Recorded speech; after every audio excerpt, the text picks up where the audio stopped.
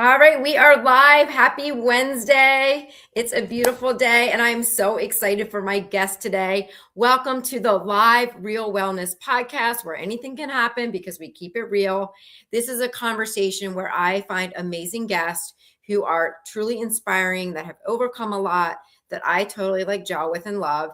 And they'll share their story, their purpose, but also what they do to stay healthy, because that's what I am all about, is leading with health first. So I'm going to go ahead and read my friend Nicole's bio, and you guys are going to love this conversation. So, okay.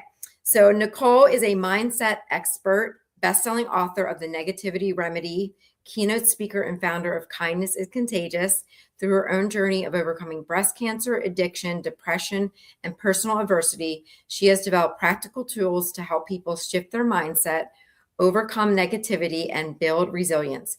Featured by Oprah Magazine, NBC Nightly News, Hallmark Channel, and more, Nicole has inspired over 30,000 people to lead with greater clarity, purpose, and hope. You don't want to miss this. You all need to pay attention, ask questions, because you're just going to love her as much as I do. So welcome, Nicole. Thank you. Can people type in questions? Is that actually a thing here? They can. They can. Ooh. They can give us love. They can give us hearts. So yeah. I have never done a live This is it. podcast like this. This is cool. Yeah. So if you are live and joining us, say hello to us, ask questions. This does upload to my Spotify, and you can always come back and watch this. So Nicole and I met through an amazing mutual friend, another Nicole. So we are just I don't know, we just have so much fun together, and our energies totally vibe. We went for a walk and we had so much similarities. And so I am just so excited to get into Nicole's head and share with you so much. So Nicole, is there anything right off the bat that you want to tell the audience? This one, if you don't know this about her, will do a handstand anywhere and everywhere. You cannot take her anywhere without knowing that at some point she will be upside down. And it is so incredibly fun because you live just life with this vibrancy. And the first time you and I went for a walk, because we were introduced by this mutual friend, I remember we were walking, and then we're like, I love game shows. I was on The Price is Right and The Wheel of Fortune. And so I applied for this Beast Challenge. Are those your dogs? Oh, yeah. There. So for anyone tuning in, yes, excuse me, I have an exterminator at the house at exactly 4:00 today. So do you want to go take care of it, and I'll just keep telling people about you and how amazing you are? No, I'm gonna Scooby. Come here. Yeah, this is real life, everyone. It's good. So the fun part was I was applying for or auditioning or whatever for a Mr. Beast challenge, just because when I get bored, I like to Google fun things to do. And as I'm walking with this woman, Jessica Moyer, she's like, I just applied for this too. And so the two of us were geeking out over what if we get picked? Gameplay. It was very fun. And we did. And we both got picked. Yeah. Yeah. Okay. And I am not 50. I was 51. So there's that. I was 50. I am currently 51, but I was number 50 in the 1 to 100 challenge, and Jess was 51. So luckily they separated our brackets so that I was in the 40 to 50 and you were in the 51 to 60. So yeah, we got to. It worked out well at the beginning, and then the dodgeball competition happened, and it was all downhill from there. Yeah. I'm going to grab my other dog. Come on in. Keep talking, Nicole. This is crazy. It's not the kids, it's the dogs. It's always the dogs. That's right. So let's see. Yeah. So we went for the walk. We realized that we both like to chase fun a little bit. And also you are just a really, truly, authentically kind person. And I really enjoy surrounding myself with really strong, authentic, and vulnerable women who have gone through some stuff. Women who've gone through some stuff and come out on the other side and put their hand back to help the next person. That is my tribe. Those are my people. Well, and that's why we get along so well. And that's Nicole's story. I want you to share how you started the editorial about kindness. Like, share your story, because such an ordinary moment you had when you had little kids turned into something that has just snowballed into so much. So can you share that? Yeah, you bet. It takes it back to 2011. So in 2011, I was on the edge of what anyone would call an alcoholic. So I was a drinker, a smoker, an overeater. I was angry at my husband all the time because he was not making me happy. And I really felt at that point in my life, like, isn't it my husband's job to make me happy? Come on, right? Get it together. And later on realized, like, no, actually it is not one person's job to make somebody else happy. Like, that is an internal job, that is internal work. And so back in 2011, when I was feeling like at this really low point in my life, I met a young mom, a teenage mom, and we had an amazing conversation. And at the end of that conversation, I felt something in my heart tell me to give her some money. And she didn't ask for it. There was nothing like that. I just felt like this overwhelming presence say, give her some money. And I gave her $60. It was what I had in my purse. This wasn't like life-changing money. This was like, put gas in your car and take your Yeah, kid to but for someone, McDonald's. you never know how that can change That, their yeah, right. their day, Exactly. especially. That's true. That is very true. So, um, so I had this interaction with this young mom, and I felt like this high, unlike anything I had experienced before. And it's, I like this helper's high. And I thought, like, has anybody else felt this before? Because I thought maybe I invented kindness, I guess. I don't know. And so I went home and I wrote down that story and I sent it to the publisher of our newspaper. I was living in Fargo, North Dakota, and they gave me a weekly newspaper column, and we called it Kindness is Contagious. And it ran for 10 years, 2011 through 2021. And, but within a year of me having to be really intentional about kindness, within that first year, I quit drinking, I quit smoking, I lost 30 pounds, I refound love with my husband. The entire culture of our home changed because I changed. And so I feel like kindness duped me into forming new neural pathways in my brain, because I was really happy sitting in my gunk of everybody sucks, right? Yeah. That's a very, very satisfying place to be until it's not. Yeah. Yeah. So I ended up, having this major life change accidentally, because I felt the changes within myself. But like, when you write about something in the paper, people assume you're an expert on it. So I started writing about it. People would call and say, will you come and speak at this event? And then that turned into 5 books, and it turned into a podcast called the Kindness Podcast. And it turned into way more attention than I ever should have gotten from all of that. And, like, it all started because I had one interaction with a young mom when I was really in a low spot in my life. Yeah. And I think just those ordinary moments where you can make a difference for someone else, how that just fills you up and makes you feel so good. And then it's like a ripple effect. And so you started this huge thing that's now, you speak about it on stages and you have books, and it's so cool. But so Nicole and I were talking about like her walk and how she's done like these really cool things on game shows, and she's won a car on Price is Right. But we have to share like the whole Wheel of Fortune when we did. So I don't know how Nicole kept the secret from her family. So share a little bit about your Wheel of Fortune experience. January of 2026, I got a call to go on the Wheel of Fortune by the producers. I had applied back in 2021 and nothing until 2026. And Persistence. because I'm awfully persistent, because I refuse to let them forget about me. Actually, yeah, I kept emailing them. They're going to be like, please stop telling people to email us. But whatever, it worked.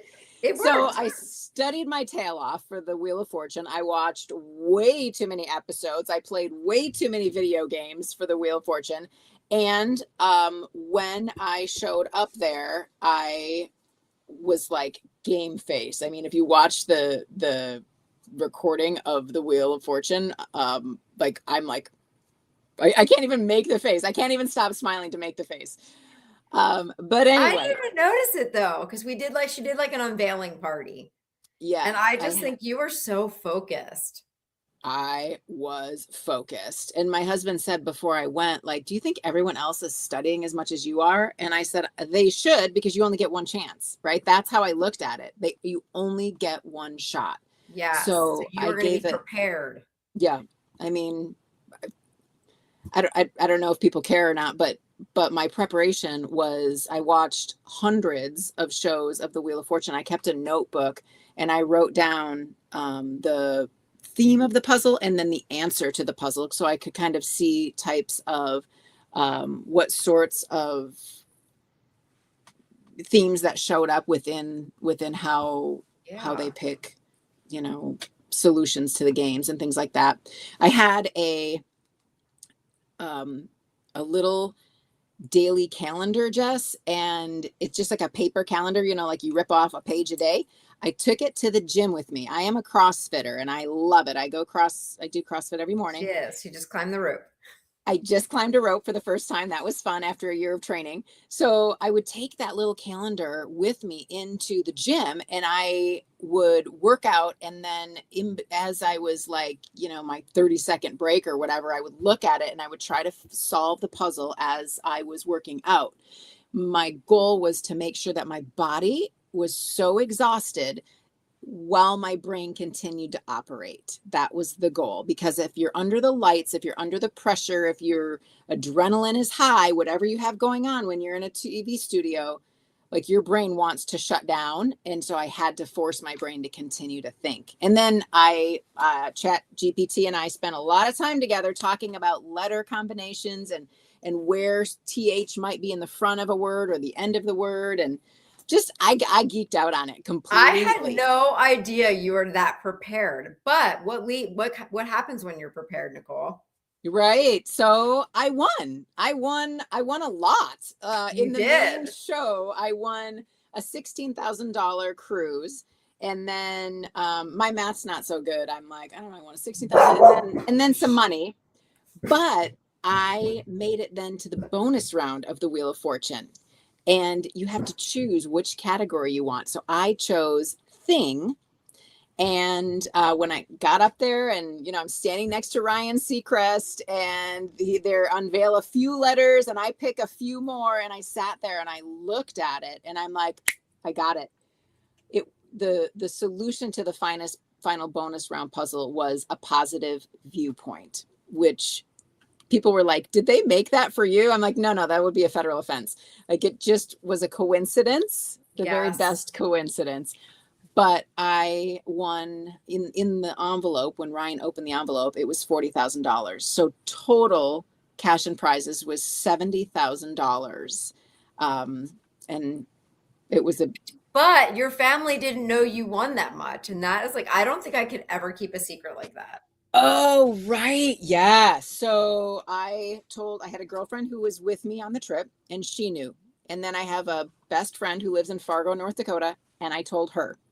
Okay. I told my husband that I won $1,000. But then I was like, wait a minute, we have to plan this trip. So I said, hun, I have to tell you, like, I lied. I won $1,000 and I won a trip. And he was like, oh my gosh, that's so great. Right. So we're watching the show together with our friends and as a family all together at this watch party. And he's looking at me as I start solving puzzles on TV and more money comes into the bank account, on the show. Yeah.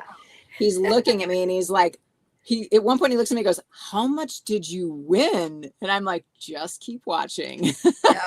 Yes, we got to witness that, and that was so cool. Yeah. So But Jess, I'll tell you this, like, the snapshot of that isn't Nicole lucky? Isn't this so great? Like, whatever, like, good for her, even with a sarcastic tone behind it, right?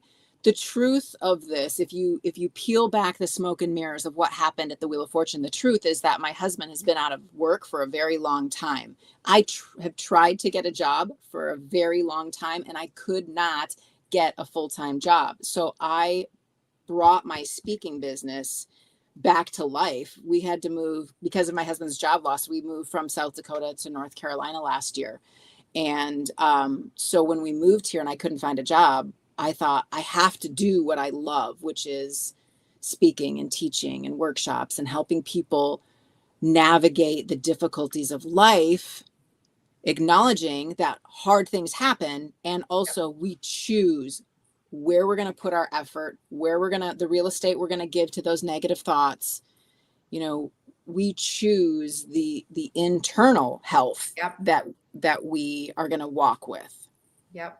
And that's such a great message, Nicole. And that kind of brings us to the next topic, which can be a little heavy. I mean, you were diagnosed with breast cancer, I think, on your birthday at the age of 40. So can you share, and I didn't know that it was on your birthday until I just read that, which is crazy, but can you share a little bit about that journey, but also how your daughter has turned something like this into kindness and paying it forward? Yeah. Yeah. So my 40th birthday, I went in just for a routine exam, and the doctor felt a lump. And so immediately I was fast tracked into the mammogram and the biopsy, and then eventually a mastectomy and this diagnosis of stage 2 lobular invasive carcinoma, breast cancer. And, that's pretty heavy for the entire family. I had 3 kids. My daughter was 11 at the time, and my son was 9. And then I had a younger son that was 4 or 5 years old. And it was terrifying, I think, especially for my husband, because he looked at me and thought, what if I lose my wife? Right? Like, Yeah. how will I handle that? But with 3 small children, how will we handle that? Mm-hmm. So there was there were a lot of hard conversations, but just there was a lot of laughter in the middle of that too, because he would make the most inappropriate jokes about my breasts ever. And, when I say 2 things can be true, like, I mean it. Like, we walk that in the Phillips household Yeah. a lot, right? So my daughter really wanted to do something to help, but at age 11, she couldn't fix it, right? And none of us can fix it for anyone when they go through something like that. But we want to be involved. We want to do something. And really that's where kindness becomes a superpower, because it allows us to enter into someone else's story and give purpose and meaning to something that we can't fix. Yep. So my daughter loves to sew. And so she made these little coffee cup sleeves. She would sew these fabric coffee cup sleeves so that your hand doesn't get too warm on a paper cup of coffee. And she asked people to send in donations, and then she would send them one of these sleeves. And she was hoping to make $300 and give it to the Susan G. Komen Foundation. And what happened that first year was she made like $3,000. And the local Susan G. Komen chapter told the national Susan G. Komen chapter. And they invited us to One World Trade Center in New York City to talk to a room full of people about supporting somebody that you love, right? And what that might look like. And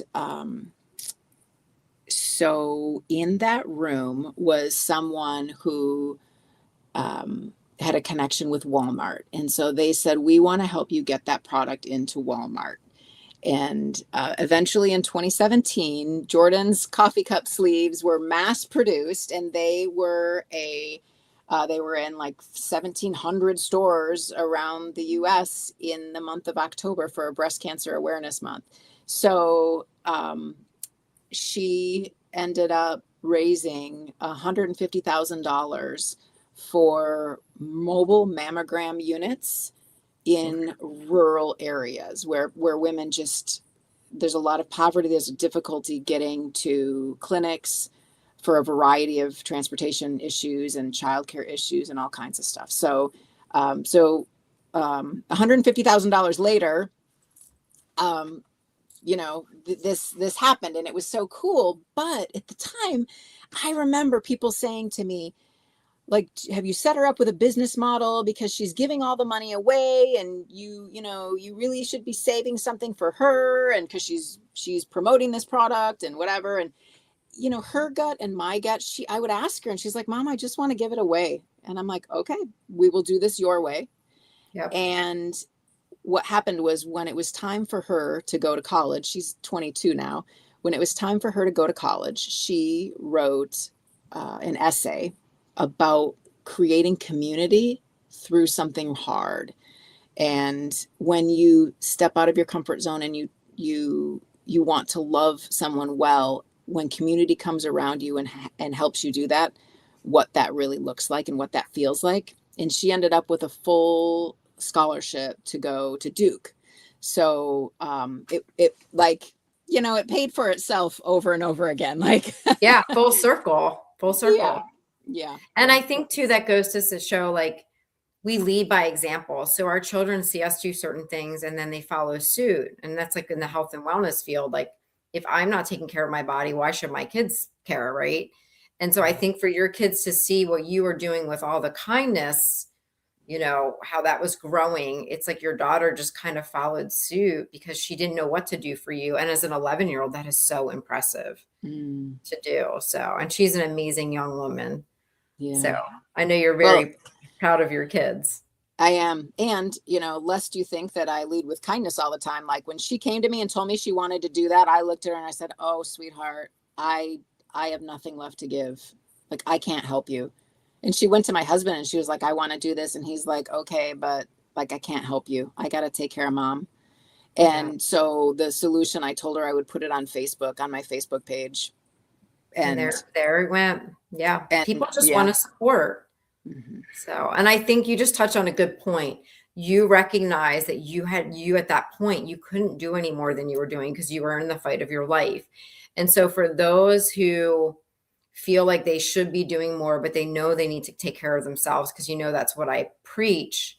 What does that look like for you maybe back then? And then what does that look like for the current Nicole? Yeah, well, back then it was, I had read a book called The Best Yes by an author named Lisa TerKeurst. And in that book, it talked about, like, anything you say yes to means you're saying no to something else, right? Mm-hmm. Yep. So when you put something else on your plate, it had better be not just a good yes, because there's a lot of things that we could do that are really good things. It would be a good yes. Is it your best yes, right? And so that became really my mantra back then, and continues to be kind of the barometer that I check by, because knowing whether or not something is my best yes is during that season of cancer meant that I knew I don't want to go out at night to a show. I want to be in my bed, right, at 8:00 at night. And so I'm going to say no to people and ask them, please continue to invite me. But right now I'm not going to go to this particular thing. And I still do that. I still do. I do. I say no, I say no to a lot of things, especially if it's a nighttime thing, because I need time to recharge. I am not an extrovert. I recharge by myself. Mm-hmm. In my pajamas. And I love that about you. And that's something right from the beginning you were very honest about. And I think more women need to do that, is just to say, hey, this is how it is. And I love you, but I need to protect my own mental peace and my health. And so just laying it right out the beginning that, hey, I don't really do things at night, but you want to do something during the day, great. And so being honest with that.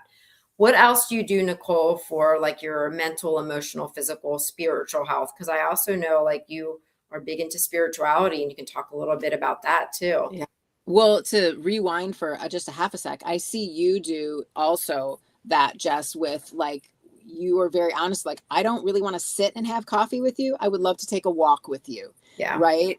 So when it's, when a person has that physical ability, right? I mean, obviously it's a case by case scenario, but I know that you said, like, I want to move. So let's move together in a way that's comfortable for you and me. So yeah, we can create our own rules. We can create our own guidelines and But I think boundaries. so many people are afraid to do that because they're afraid like of judgment. And I think the older you get, the more you kind of just have to like take it, just you have to set the tone. Right. If you don't want to be my friend because I don't do nighttime stuff, it's okay. We Yeah. don't need to be friends, right? Like Yep. if it's okay. Like there's other people who are my people. It's okay, Yep. right? But yet you do. You're like, fine, no problem. We'll be together in the day. Yeah. The other things that matter to me, read, write, move, and be moved.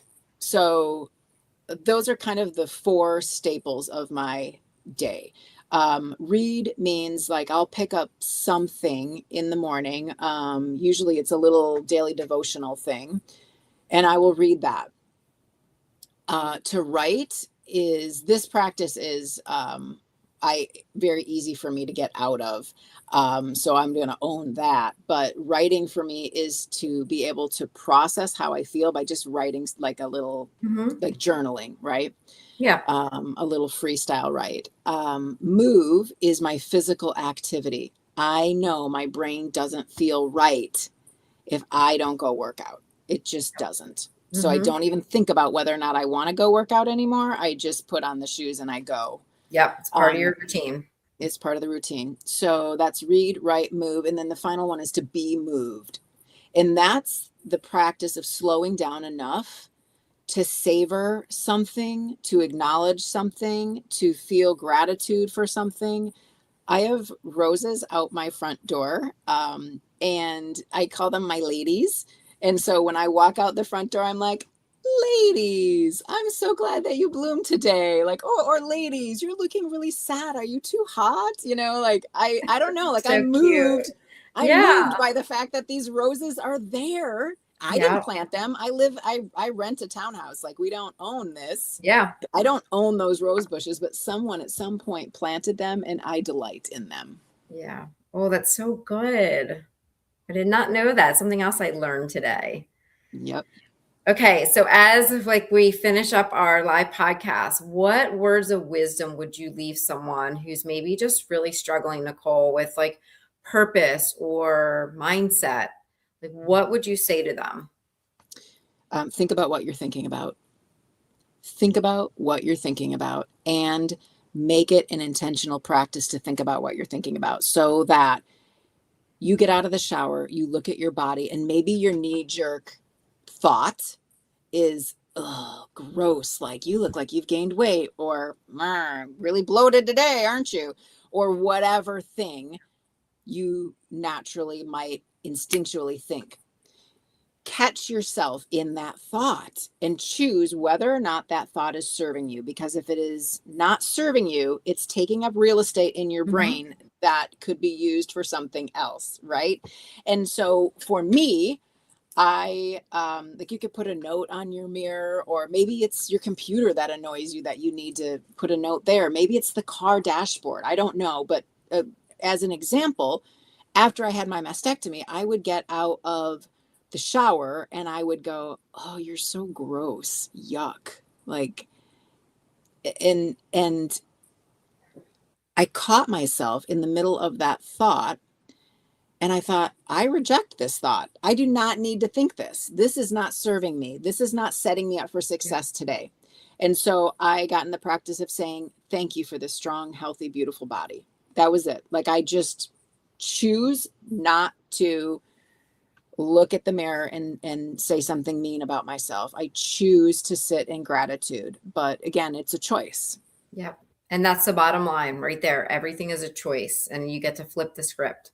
So, Yes. brilliant advice, my friend. Well, tell everyone how they can get hold of you, connect with you, grab your books, Yeah. book you for So, speaking. yep, my name is Nicole Phillips, but there are other Nicole Phillipses in the world. So I go by Nicole J. Phillips. Nicole J. Phillips, it stands for Jean. So NicoleJPhillips.com, at Nicole J. Phillips is that's all of the socials. And I have 5 books. The Negativity Remedy is the one that has kind of tips and tricks for helping you make some of those choices about mindset. And then if you are interested in sweet stories of kindness, I have Kindness is Contagious and Kindness is Courageous. They each have 100 stories of kindness in them. Oh, yay. Yeah. Awesome. Well, I will make sure I post that in the comments as well. But I so appreciate your time. Thank you for putting up with my bad puppies. I love them, Scooby. Timing I is mean, you have a dog named everything. Scooby. Come I on. know. It's timing is everything, and you just roll with the punches because that is life. So, Yes. anyway, I don't know what good quality we'll get out of the beginning of the podcast, but is what it is. So, all right. Well, thank you everyone for tuning in. Leave comments for Nicole. Don't forget to take care of yourself because no one else is going to do it for you. You are responsible for your health. So, until next time, take care.